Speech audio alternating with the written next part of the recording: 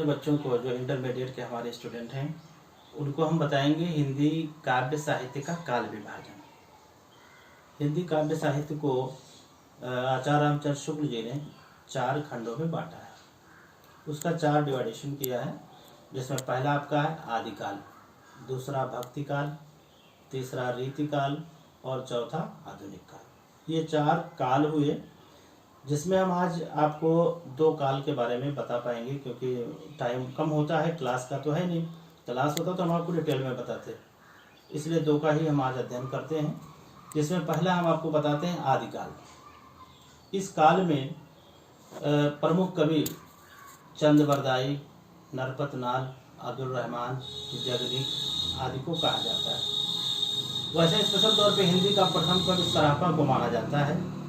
और इस काल के जो प्रमुख ग्रंथ थे, पृथ्वीराज रासो, विसल देव रासो, कुमार रासो, इस तरह से तमाम सारी जो आपने आला खंड, आप जो इस महीने में, बारिश के महीने में जो आप सुनते हैं, वो भी उसी काल का ही ग्रंथ है। और इस काल की प्रमुख प्रवृत्तियाँ, इस काल की कैरेक्टरिस्टिक्स क्या हैं, विशेषताएं क्या हैं, उस पर हम आपको बताते हैं। सबसे पहली चीज़ कि इस काल में वीर काव्य की रचना की गई। पहला, इसका जो पहली प्रवृत्ति है, वीर काव्य का रचना हुआ। उस जमाने में लोग एक दूसरे राजाओं से आपस में लड़ा करते थे।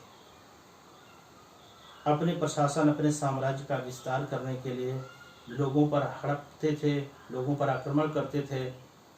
तो इसका विशद वर्णन इस काल में मिलता है। इसी को वीर काव्य रचना कहा जाता है। इसमें दूसरा नंबर, युद्धों का सजीव वर्णन। युद्ध में जब राजा एक दूसरे राजा पर अटैक करते थे तो बहुत विध्वंस लड़ाई होती थी। तो जो इनके जो आश्रयदाता होते थे, वो किस तरह से उनके सैनिक दूसरे सैनिकों पर हमला किए, उसका बड़ा सजीव वर्णन करते थे। ये दूसरा उसका विशेषता ये था। तीसरे में यह है कि आश्रयदाताओं की प्रशंसा। आप ये जान लीजिए कि आज ही नहीं, आज तो लोग एहसान फरामोश हो जाते हैं, जिसका खाते हैं उसका नहीं गाते हैं। पहले के लोग इतने अच्छे होते थे कि अपने आश्रयदाता, जिसकी रोजी कमाते थे, जिसके यहाँ रहते थे, उसके प्रति वफादार होते थे। अपने आश्रयदाताओं का बहुत ख्याल रखते थे और उनका बहुत विशद वर्णन करते थे, बहुत अच्छे ढंग से उनकी प्रशंसा करते थे, यहाँ तक कि हाइपरबोलिक स्टाइल में करते थे। उसके बारे में कुछ कहा नहीं जा सकता है, जितना भी वो चाहें उसको वो घटा करके बढ़ा करके उसका वर्णन करते थे।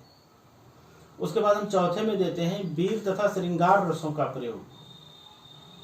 इसमें इस काल में अपने सैनिकों का, अपने राजा का लड़ने का तौर तरीका बड़े ही मर्मज्ञता के साथ, बड़े ही कौशल पूर्वक वर्णन किया जाता था कि इनके पास कितनी हाथियाँ होती थी, कितनी तलवारें होती थी, कितने अच्छे ढंग से ये युद्ध के मैदान में विजय पाते थे, उसका बहुत डिटेल वर्णन होता था। और श्रृंगार रसों का मतलब कि किसी भी राजा के यहाँ से अगर जो कुछ स्पेशल तौर पे जो लड़ाइयाँ होती थी, वो वहाँ से शादी ब्याह में होता था।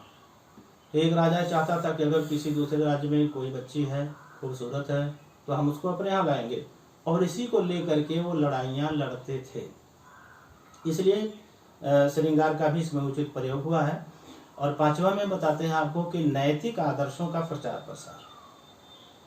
इस काल में, आधुनिक काल में, नैतिकता पर विशेष बल दिया गया। आज की तरह से लोग बेशर्म नहीं थे। पहले लोग तमाम चीज़ों पर बहुत ध्यान देते थे, एक एक पॉइंट पर नज़र रखते थे। आपने पुरानी फिल्मों को भी देखा होगा कि उन फिल्मों में देखिए पर्दे का बड़ा एहतियात होता था। तो इस तरह से नैतिक जो आदर्श है, जो फुहड़पन की बात है, वो पहले नहीं थी।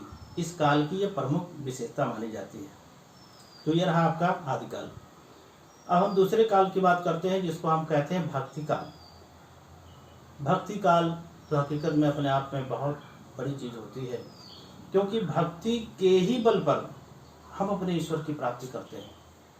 जो व्यक्ति भक्ति वाला नहीं है, धार्मिक प्रवृत्ति का नहीं है, उसके अंदर भक्ति भावना नहीं है, वो इंसान नहीं है, वो नास्तिक हो जाता है। भक्ति के बल पर हम ईश्वर की प्राप्ति कर सकते हैं।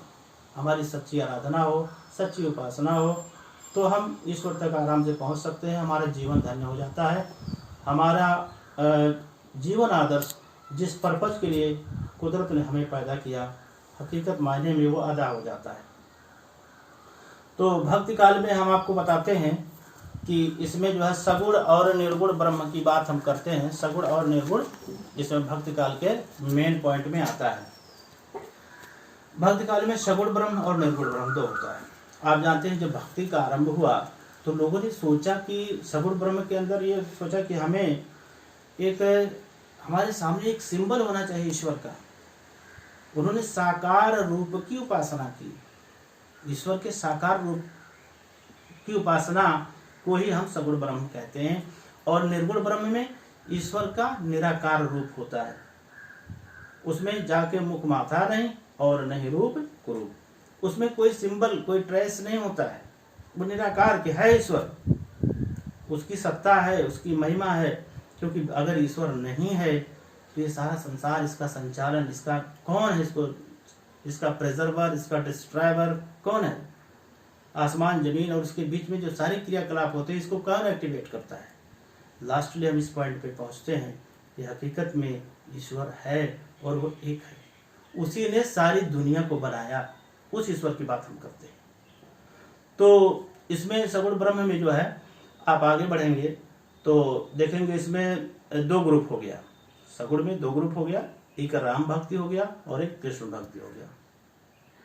राम भक्ति शाखा के श्रेष्ठ कवि माने जाते हैं तुलसीदास, और कृष्ण भक्ति शाखा के जो श्रेष्ठ कवि हैं वो सूरदास माने जाते हैं। इसी तरह से सगुण के बाद जब हम निर्गुण में आते हैं तो निर्गुण में भी दो ग्रुप हो गया। निर्गुण में दो ग्रुप हुआ, एक तो ज्ञानाश्रयी हो गया, ज्ञानाश्रयी शाखा। ज्ञानाश्रयी शाखा में कबीरदास की तो बात ही आप जानते ही हैं कि दुनिया में कोई ऐसा इंसान पैदा नहीं हुआ जो मरने के बाद फूल बना हो, सिर्फ कबीरदास के अलावा। उसके बाद फिर प्रेमाश्रयी शाखा में हम आपको देखते हैं। प्रेमाश्रयी शाखा में मलिक मोहम्मद जायसी का नाम, जिन्होंने नागमती वियोग वर्णन बहुत विशद रूप में 12 महीने का चित्रण किया है, तो ये प्रेमाश्रयी के अंतर्गत आते हैं। अब हम आपको ले चलते हैं भक्ति काल की प्रमुख प्रवृत्तियां, कि भक्ति काल की कैरेक्टरिस्टिक्स क्या थी, उस जमाने में लोगों का हाव भाव नजरिया क्या था, उस पर हम आपको पहुंचाते हैं। सबसे पहले चीज की भक्ति भावना, वहां पर भक्ति भावना की प्रधानता थी। पहला चीज नंबर 1, इसकी प्रवृत्ति में हम पहली प्रवृत्ति आपको बताते हैं कि भक्ति भावना की प्रधानता। लोग भक्ति को अपना सब कुछ मानते थे, क्योंकि उनका ये मानना था कि भक्ति के बगैर इंसान का जीवन कुछ भी नहीं है, और वो भक्ति उस परम पिता परमेश्वर की होनी चाहिए जिसने सबको पैदा किया। उसके बाद दूसरा नंबर आता है रहस्य भावना की प्रधानता, रहस्यवादी विचारधारा, कि बहुत सी ऐसी चीजें हैं जो मिस्टीरियस पॉइंट के अंतर्गत नहीं होती हैं, मतलब वो राज की बात होती है, उसको सिर्फ एक साधक ही जान सकता है और उसका एक स्वामी ही जान सकता है। मीन्स ईश्वर और उसके बंदे का जो ताल्लुकात होता है उसका जिक्र इसमें दिया। फिर उसके बाद आता है गुरु की महत्ता। आप जानते हैं कि भक्ति काल में गुरु के महत्व पर विशेष बल दिया गया। हकीकत भी है, जिसने अपनी जिंदगी में किसी को अपना गुरु नहीं माना, वो गुरु हो अपना एक आदर्श हो और वो सही मायने में गुरु के लक्षण उसके अंदर हो, उसको हमें अपना गुरु मानना चाहिए। और गुरु मानकर अपने जीवन के आदर्शों को, अपने जीवन के लक्ष्यों को उसके सामने समर्पित करना चाहिए और उससे ज्ञान अर्जित करना चाहिए। तभी हमारा जो है जीवन एक सुरक्षा कवच के तहत गुरु की महिमा के द्वारा सुरक्षित हो जाता है। गुरु हमारे लिए बहुत बड़ी चीज होता है। आपने उसमें पढ़ा ही है ना, कि गुरु गोविंद दो खड़े काके लागों पाए। इतना बराबर का दर्जा उसमें कबीरदास जी ने गुरु को दिया। गुरु का एक बहुत बड़ा महत्व होता है। हर इंसान को उसके अपने गुरु के महत्व को समझना चाहिए, और ये चीज आपने भक्ति के अंतर्गत देखा जो भक्ति काल की प्रवृत्तियों में शामिल है। फिर इसमें चौथा नंबर हम देखते हैं कि प्रेम की प्रधानता। आप जानते हैं कि प्रेम एक ऐसी चीज है कि जिसका प्यासा दुनिया का हर एक कण, हर एक व्यक्ति है। हर कोई प्रेम की तलाश में भ्रमण करता है, और जब तक हमारा प्रेम नहीं होगा, चाहे वो घर का प्रेम हो, भाई का प्रेम हो, दोस्तों का प्रेम हो, आपसे लगाव, सबसे, यहाँ तक कि सारे ब्रह्मांड से हमारा प्रेम होना चाहिए। अगर हमारा लगाव नहीं हो जाए, उसके बाद यही प्रेम की आदत आगे चल करके हमको ईश्वर से मिलाती है। ईश्वर प्रेम में वो कन्वर्ट हो जाता है। सारे प्रेम, जैसे सारी नदियां वहां से चल करके लास्टली गंगा सागर में मिल जाती है, समुद्र में, इसी तरह से जितने भी किस्म का प्रेम होता है वो सारा प्रेम एक बार लास्ट में ईश्वर में कन्वर्ट हो जाता है। इसलिए हमको प्रेम करना जरूरी है।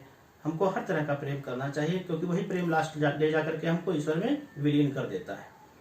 तो कहा कि इसमें प्रेम की प्रधानता पर बल दिया, क्योंकि अगर हमारा प्रेम हमारे ईश्वर के प्रति, हमारी वनस्पतियों से, हमारे जीव जंतुओं से, हमारे एक एक चीज़ों से नहीं होगा, तो हमारे मन में उसके प्रति लगाव पैदा नहीं होगा। जैसे जानवरों के प्रति प्रेम हो, पशु पक्षियों के प्रति प्रेम हो, तो हम हत्या नहीं करेंगे और उनको सेफ और सुरक्षित वातावरण प्रदान कराएंगे। इसलिए प्रेम आवश्यक। इसलिए इंसान का इंसान से प्रेम होना ये बहुत बड़ी चीज़ है। अगर किसी ने किसी इंसान से प्रेम किया, उससे अच्छा लगाव रखा, अच्छी दोस्ती की भावना रखी, आत्मिक तौर पे उसे अपना माना, तो वह इबादत में शामिल होता है।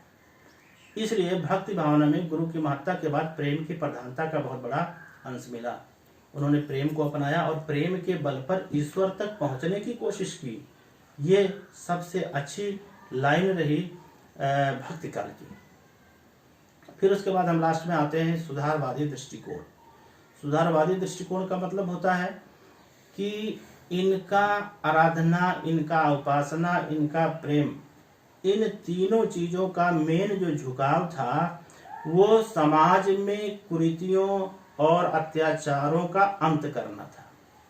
मतलब समाज में सुधार का काम करना था, ना कि ऐसे बैठ के कहीं गाना या किसी से प्रेम करना, किसी के प्रेम में खो जाना, ये इसका कोई मकसद नहीं था। बल्कि क्या था कि समाज के अंदर हम सुधार कैसे करेंगे, हम अच्छा जीवन कैसे व्यतीत करेंगे, हमारा समाज में एक नाम कैसा होगा, ये उनकी विचारधारा थी, ये उनकी ख्वाहिश थी। और इसका जिक्र उन्होंने अपने काव्य ग्रंथों में किया।